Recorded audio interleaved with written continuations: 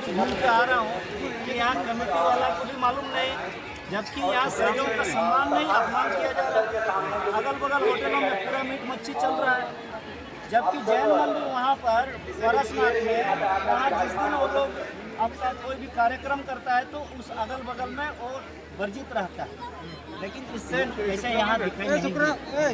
दूसरी बात यह है कि हमारे समाज के अगुवाओं को भी जानकारी नहीं है सीबीआई जांच का। तत्कालीन गृह मंत्री सरदार वल्लभ भाई पटेल जो देशद्रोही का काम किया, आदिवासियों का हत्या का काम किया और ये संविधान का हत्या का काम किया, सरदार वल्लभ भाई पटेल के ऊपर जांच होना चाहिए था। लेकिन आज तक कोई भी पॉलिटिकल पार्टी के लीडर यह मांगे नहीं रखे और दुश्मन को आज तक आदिवासी पहचाने नहीं पाए। यही दुर्भाग्य है, यही दुर्भाग्य। आपने यहाँ राष्ट्र की बात किया, लेकिन यहाँ तो कहा जाता है कि इस खरसवां को उड़ीसा में शामिल करना चाहता था, यहाँ के लोग शामिल नहीं होना चाहता, तो इसलिए गोली चलाया गया। क्या ये सच्चाई नहीं है।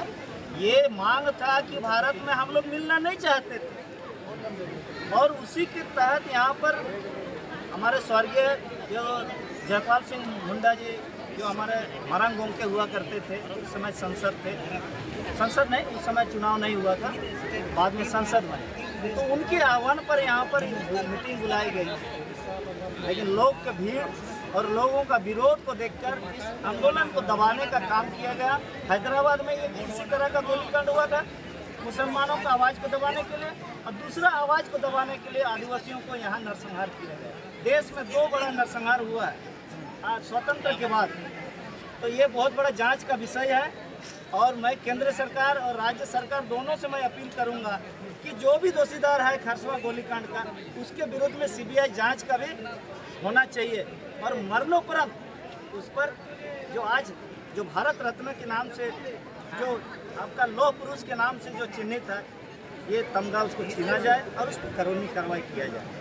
अभी तक आंकड़ा सामने नहीं आया है कितना यहाँ शहीद हुए हैं, कितना नहीं। आज देखने को मिल रहा है सभी तरफ होर्डिंग लगा हुआ है, सभी नेता अपना अपना होर्डिंग लगाए हुए हैं। क्या उम्मीद है आपको कि इस बार भी शायद जांच किया जा सकता है यहाँ कितने शहीद हुए हैं इस पर? नहीं, बिल्कुल नहीं, मैं तो उम्मीद नहीं करता हूँ, क्योंकि ये दिखावा का फोटो है, अपना खाली चमकाने के लिए, लोगों को कोई मैसेज देने का काम नहीं हो रहा है। इसीलिए यहाँ भीड़ जो है मैजिकल भीड़ है, लॉजिकल भीड़ नहीं है और लोगों को पता ही नहीं है। आप जाके पूछ लीजिए ना, जितना भीड़ है ना महिला पुरुष से, क्यों आए हैं, तो कोई बताएगा देखने आए हैं, कोई आया है पिकनिक मनाने आए हैं। पिछले बार वैसे ही सुना मैं।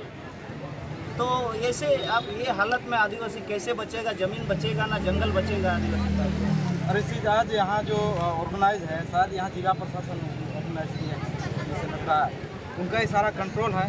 उसके साथ साथ जो है यहाँ जो ब्रांड जो बनना चाहिए था, क्यों शहीद हुए हैं, इस पर मेन फोकस नहीं है हमको लगता है।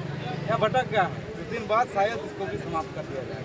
देखिए, ये तो क्रोनोलॉजी समझना होगा। जब जिला प्रशासन और सरकार जब जहाँ हैंड ओवर टेक ओवर करते हैं ना, तो टेक ओवर करने के बाद आपके अस्तित्व को समाप्त करेगा ही, क्योंकि वह हमारा विचारधारा का नहीं है।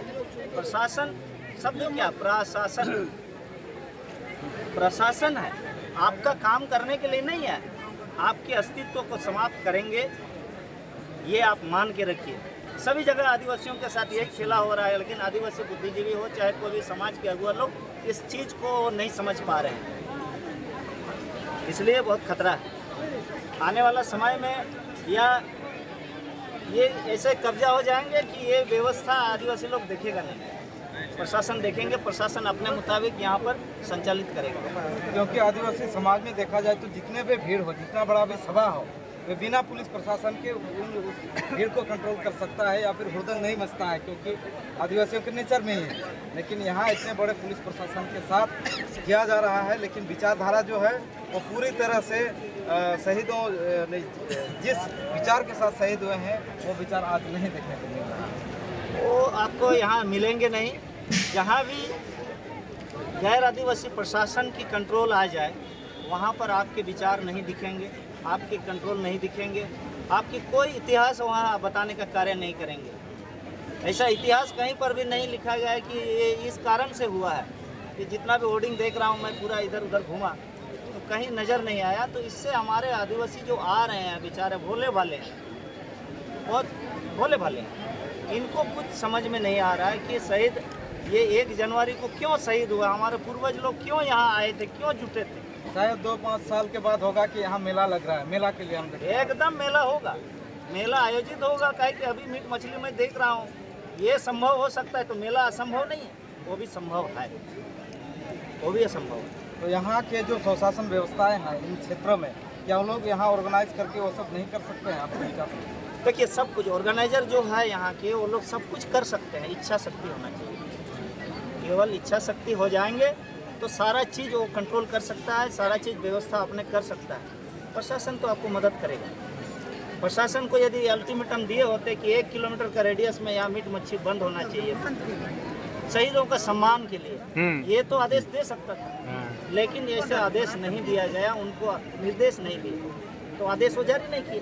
तो ये बात समझना है। तो आपने कहा इससे पहले कि 5वीं अनुसूची बना इसकी लड़ाई के बाद, तो क्या आपको लगता है, क्योंकि सभी नेताएं आ रहे हैं, जो शासन में बैठे हैं वो भी आ रहे हैं, शहीद में उन लोगों का माला चढ़ा रहे हैं, तो क्या उनके विचारों को, उनका जो विचार था उस विचार को क्या ये लोग फॉलो कर रहे हैं, या 5वीं अनुसूची जो बना है वो अभी लागू करके अनुपालन करवा रहे हैं?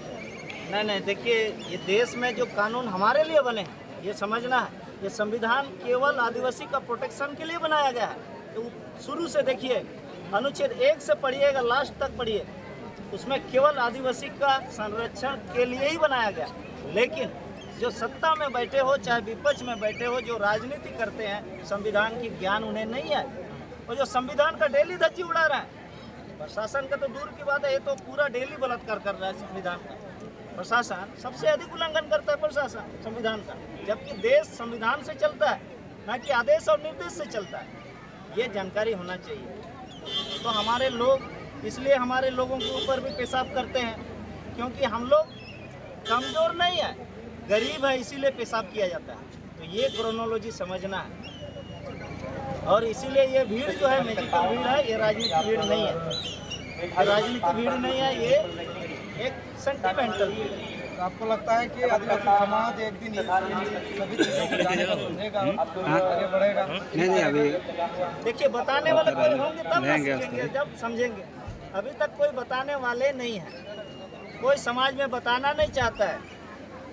जब तक अपने बच्चों को स्कूल में, कॉलेज में या समाज में इसके इतिहास नहीं बताएंगे शहीदों का, तो शहीदों की महत्व कैसे समझेंगे?